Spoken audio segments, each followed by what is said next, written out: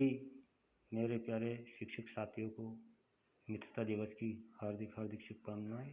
साथियों, मुझे लगा कि आज मित्रता दिवस है और इसी उपलक्ष्य में मैं आपको जो सीखने का घर एक सीखने का संसाधन कोर्स 2 का जो प्रश्नोत्तरी भाग है उसमें क्यों ना मैंने सोचा कि आप सबको याद तो है ही, लेकिन मैंने भी सोचा क्यों ना इसके ऊपर एक वीडियो बनाकर आपको शेयर किया जाए ताकि आपको इसके प्रश्नों के उत्तर देने में समस्या ना आए और आप आसानी से प्रश्नोत्तर के 2 भाग है उनको पूर्ण करें और पूरे नंबर दें। तो पहला भाग है, आपको इसमें दिखाई दे रहा है। इस प्रश्नोत्तरी में कुल 8 प्रश्न हैं। सभी प्रश्नों के उत्तर देना आवश्यक है। आपके पास सभी प्रश्नों के उत्तर देने के लिए 3 अवसर होंगे। आप 3 बार इसको रिव्यू कर सकते हो। प्रश्नोत्तर सबमिट करने के पूर्व रिव्यू बटन के माध्यम से उत्तरों को पुनः देखा और बदला जा सकता है। तो हम आगे बढ़ते हैं और स्टार्ट करते हैं इसके प्रश्न के उत्तर देने में। पहला है, फीडबैक देते समय निम्न में से किन बातों का ध्यान रखना आवश्यक है? फीडबैक सकारात्मक और उत्साहवर्धक हो। अब इसमें आप देखोगे कि ये है, तो इसमें मैं डायरेक्ट पॉइंट पे आता हूँ, ज़्यादा लंबा नहीं खींचते हुए वीडियो को। फीडबैक सकारात्मक और उत्साहवर्धक हो। और आखिरी वाला है डी, फीडबैक में प्रशंसा और सुधार के बिंदु दोनों होने चाहिए। तो आपको इसमें आएगा ए और डी। तो ए और डी पे अपन ने प्रेस कर दिया। फिर अगला वाला आया है आपके पास में, सुनीता मैडम ने अपनी कक्षा 6 के विद्यार्थी रोहन को गतिविधि संबंधी निम्न निर्देश दिए। रोहन, तुम्हें अपनी गणित की किताब खोलनी है, विज्ञान की नहीं, और उसमें से कुछ कठिन सवाल हल करके मुझे जल्दी से जल्द दिखाओ। और उसके बाद हिंदी की किताब में कुछ कविताएं भी याद कर लेना। अब इसके बारे में आपको आपके हिसाब से निर्देशों में क्या बदलाव होना चाहिए? देखिए, इसमें पढ़ना है आपको।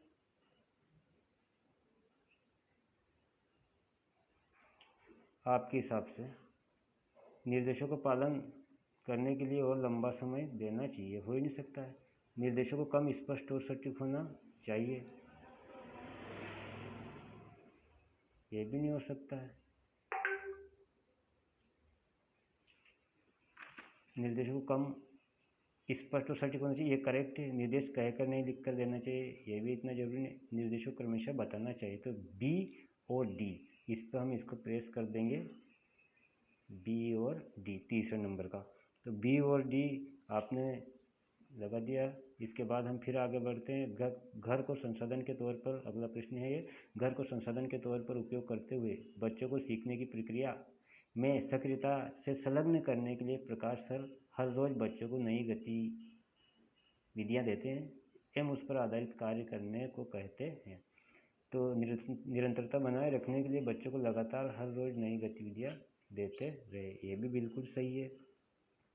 अभिभावकों के साथ बातचीत कर बच्चों को घर पर एक अनुशासन लागू करने को, ये भी सही है। बच्चों की वर्तमान परिस्थितियाँ और चुनौतियों के आधार पर उन्हें अपनी सीखने की गति के अनुसार गतिविधियाँ देने को है। तो सबसे सटीक है, सब ही सही, लेकिन सबसे महत्वपूर्ण है तीसरा वाला। इस पर अपन प्रेस कर देंगे। इसके बाद आगे बढ़ते हैं।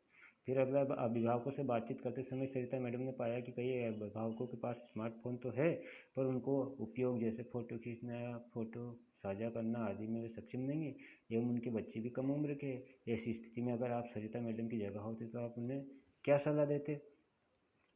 तो इसके लिए आपका आंसर होगा, मेंटर और अभिभावकों के बीच समन्वय बनाकर समस्या सुलझाने की सलाह देंगे। सी बिल्कुल आपका सही है। तो इसके लिए आपको क्या करना है, सी पे केवल सी और ये। अगला रीता मैडम, अब इसको मैंने अच्छी तरह पढ़ लिया और इसमें आ जाएगा आपका आंसर।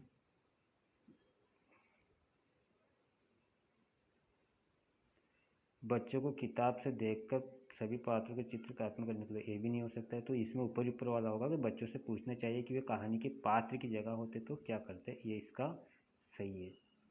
अब इसके बाद है आपका, राकेश सर ने पाया है कि उनकी कक्षा के बच्चों अपने स्वास्थ्य और उससे संबंधित आदतों को लेकर गंभीर नहीं है और वर्तमान स्थिति में यह काफ़ी खतरनाक साबित हो सकता है। एक शिक्षक के तौर पर आप राकेश सर को क्या सुझाव देंगे? तो अभिभावकों को बताना चाहिए कि उनके वर्तमान रहन सहन का तरीका सुरक्षित नहीं है, ये भी नहीं है। तो इसमें सिर्फ ये है, अभिभावकों और बच्चों के साथ मिलकर स्वास्थ्य संबंधित अच्छी आदतों पर गतिविधियाँ करना चाहिए। तो ये बी वाला सही रहेगा, इसमें सिर्फ बी। उसके बाद अगर बच्चों के काम पर विवेचना द्वारा प्रतिक्रिया देने पर निम्नलिखित में से कौन सा वाक्य सही है? विवेचना करने के दौरान बच्चों को उनके द्वारा किए गए कामों की अच्छी बातों और सुधार के बिंदु दोनों ही बताने चाहिए। तो इसमें जो पूरा सही है वो डायरेक्ट उसी पर जाते हैं, हम ज़्यादा लंबा चौड़ा नहीं जाते हैं। विवेचना करने के दौरान बच्चों को अच्छी और सुधार की बातें बताने के साथ उनके कौन से व्यवहार के कारण गलतियाँ हो रही है वह भी बताना चाहिए। तो इसमें बी वाला सही है, बी सही है और ये गलत है। इसके बाद होगा अनिता मैडम,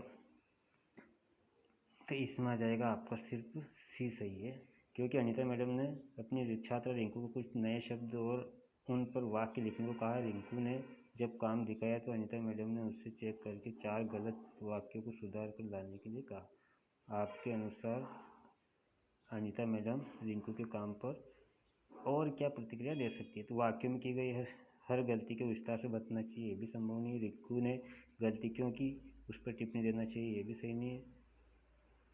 काम कहाँ अच्छा है और कहाँ सुधार अपेक्षित दोनों बातें बताना चाहिए। तो इसी वाला सही है, तो हम इसी पर टिक कर देंगे। ये आपका 8 में से कितने क्वेश्चन सही हो रहे हैं ये भी हम देख सकते हैं अभी हाल। पहले इसमें जमा करेंगे और इसके बाद